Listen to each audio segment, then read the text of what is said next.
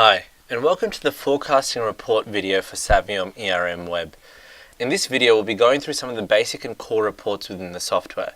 So we'll be going through the utilization report, through the capacity versus demand report, and the availability report.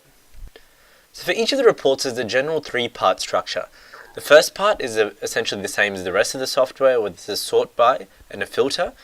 The second part, which is more unique, is essentially where the chart and the table is, where the information of the resources, the teams, or the general company is for the utilization levels. Well, the third part is a graphical analysis where you can generate a variety of different graphs for the information that's there.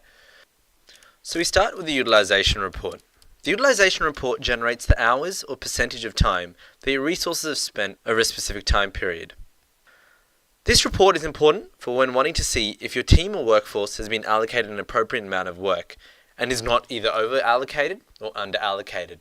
We'll first start with how you can set up your sort by. So in similarity to all the other screens that we've seen within the tutorials, you can see that right now I've generated it by my different teams. So you can see by my consultancy team, by my infrastructure team, and so on. But once again, let's say if I'm the project manager, then I'd like to have a project view and see what the utilization levels are like for each project and the amount of time that each person's spending on there. Then I can view it by job title, and I can see the utilization levels of each of the different people with the different job titles, so for civil engineer, electrical engineer, etc. Now once again, the scale of the report can be changed as well. So right now you can see the utilization levels on a weekly basis. If I wanted to see on a day-to-day basis on how well they're being utilized, you can check that as well. Or if you just want a bit of an overview, you can either do it on a monthly or a quarterly basis as well.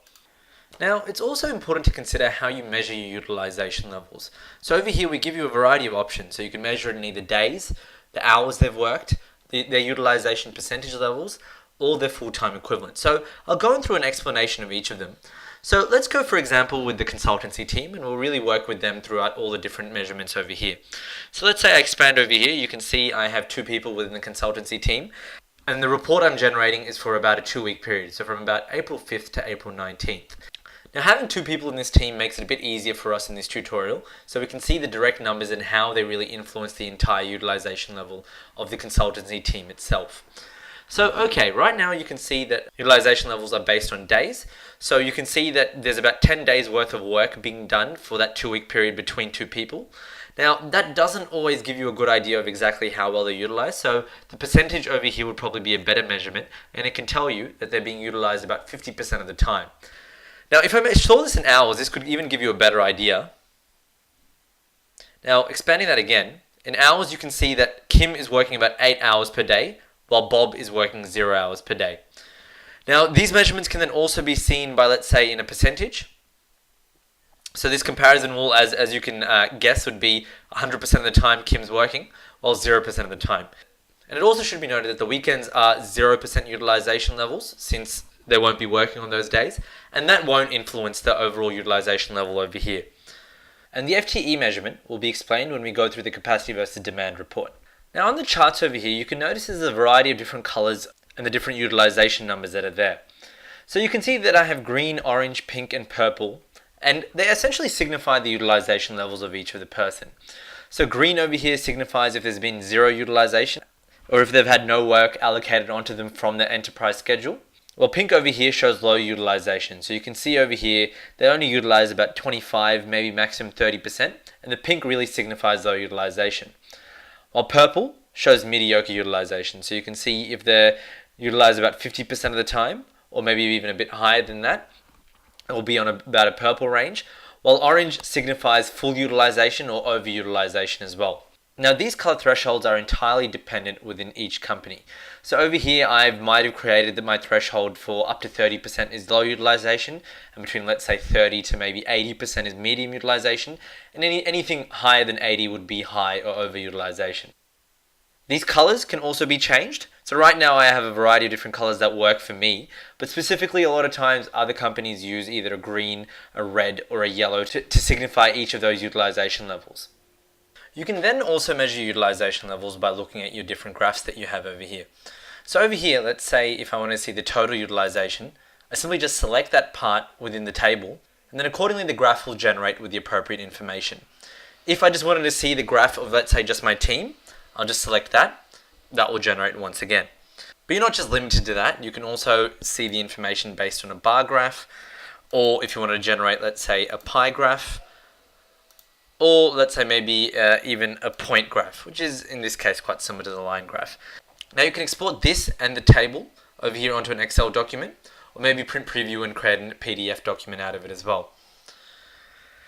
Now moving forward, I'm going to skip the capacity versus demand just briefly and go into the availability report. Now the availability report essentially shows you the opposite of what the utilization shows you, and shows you the amount of time that each resource is available over a given time.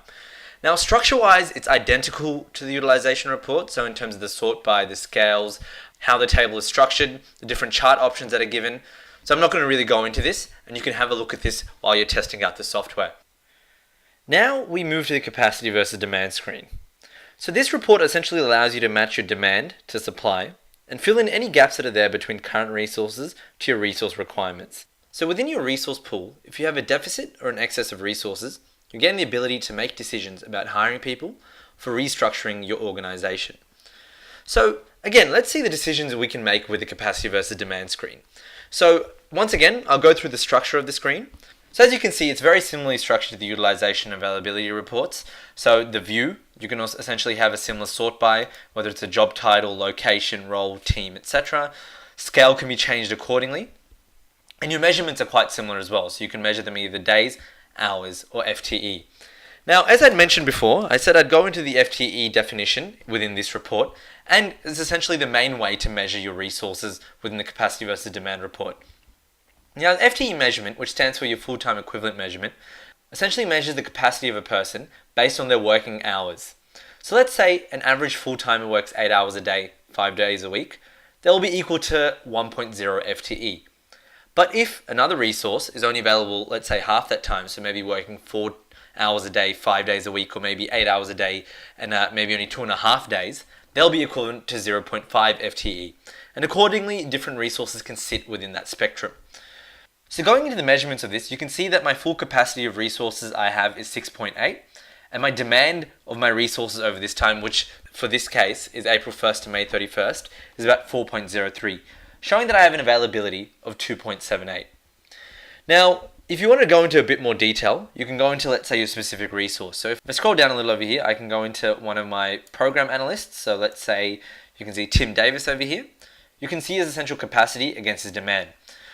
So Tim's capacity during this time period is 0.77, while his demand instead is 1.16, which is well over his capacity, showing negative availability. Now, if you want to see at what week this occurs, since right now I'm only looking at the overall capacity demand view for 2 months, you can all the way go into, let's say, May 9th, May 16th, essentially the month of May. So you can see over here that his capacity is 0.8, but he's being demanded to do work of essentially 2.4 FTE, showing his availability is negative, which is represented by a red font over here. Now, at other times during the week, let's say in the month of April, his capacity is 0.8, while his demand is 0.4, showing that he has positive availability of 0.4. So you can essentially see that he can have more work at that time. So by looking at this, I can essentially determine how I want to reallocate his work. Now, assuming that right now is about the beginning of April, so you can assume when May hits that I'll be able to reallocate his work and make sure that he's not over-allocated as he is at the moment. Similarly, you can generate a variety of different graphs over here. So you can see the line graph, pie graph, bar graph, or an area graph. And again, you can export it onto an Excel or print preview it as well. Now this comes to the end of my tutorial. I hope it's been helpful for you. Thank you.